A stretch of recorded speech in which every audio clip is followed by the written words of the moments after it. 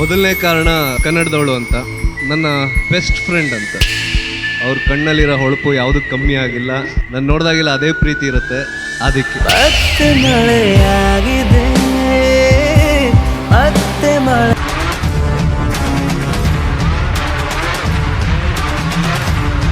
ಲೇ, ನೀ ಎಲ್ಲೇ ಹೋಗ್ತಿದ್ಯಾ? ಬನ್ರಿ, ಅಲ್ಲೇನ್ ನಡೀತಿದೆ ಅಂತ ನೋಡೋಣ. ಬನ್ನಿ ಬನ್ರಿ.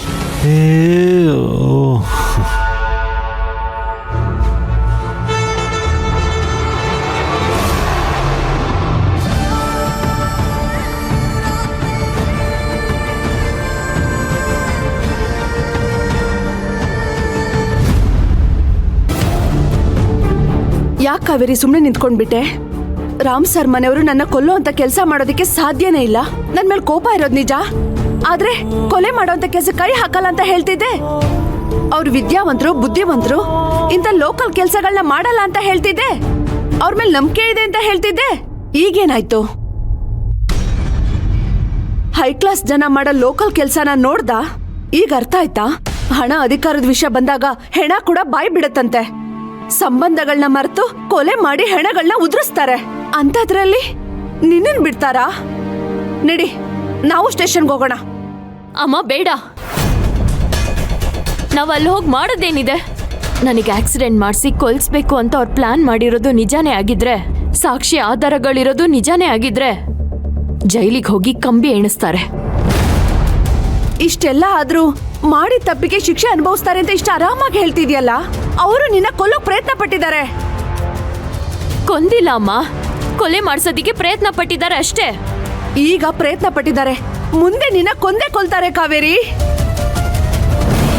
ಶ್ರೀಮಂತರ ಸಹವಾಸ ಕಾಡಿನ ಮೃಗಗಳಾದ ಸಿಂಹ, ಚಿರತೆ, ಸ್ನೇಹದ ಜೊತೆಗಿನ ಸಂಬಂಧದ ಹಾಗೆ. ಅವುಗಳಿಗೆ ಹಸಿವಾಗಿ ಬೇಟೆ ಸಿಗದೆ ಇದ್ದಾಗ ಯಾವಾಗ ಬೇಕಾದ್ರೂ ಬೇಟೆ ಆಡಿ ತಿನ್ಬಿಡ್ತವೆ. ಇವರು ಹಾಗೆ ನಿನ್ನ ಕೊಲ್ದೆ ಬಿಡಲ್ಲ ಕಾವೇರಿ. ಅಮ್ಮ, ಕೊಲ್ಲೋಕೆ ಅಂತ ಒಬ್ರಿದ್ರೆ ಕಾಯೋಕೆ ಅಂತಾನೆ ಆ ಭಗವಂತ ಇರ್ತಾನೆ. ಎದು ನನಗ್ ಮೋಸ ಮಾಡಿದಾಗ, ಆಕಾಶ್ ಜೊತೆ ನನ್ ಮದ್ವೆ ನಿಂತ ಹೋದಾಗ ನನ್ ಜೀವನನೇ ಮುಗ್ದೋಯ್ತು ಅಂತ ಅನ್ಕೊಂಡಿದ್ದೆ. ಹೆತ್ತ ತಾಯಿ, ಒಡ ಹುಟ್ಟಿದಕ್ಕ ನನ್ನನ್ನ ನಂಬದೇ ಇದ್ದಾಗ ನಾನು ಸತ್ ಹೋದಾಗೆ ಅಂತ ಬದುಕಿದ್ದೆ. ಇಂಥ ದೊಡ್ಡ ಆಕ್ಸಿಡೆಂಟ್ ನಿಂದ ನನ್ನನ್ನ ಬಚಾವ್ ಮಾಡಿ ನನ್ನನ್ನ ಇಲ್ಲಿವರೆಗೂ ತಂದು ನಿಲ್ಸಿದಾನೆ ಅಂದ್ರೆ ನನ್ ಜೀವ ತೆಗೆಯೋದು ಯಾರಿಂದನೂ ಸಾಧ್ಯನೇ ಇಲ್ಲ ಅಂತಾನೆ ಅರ್ಥ ಅಮ್ಮ.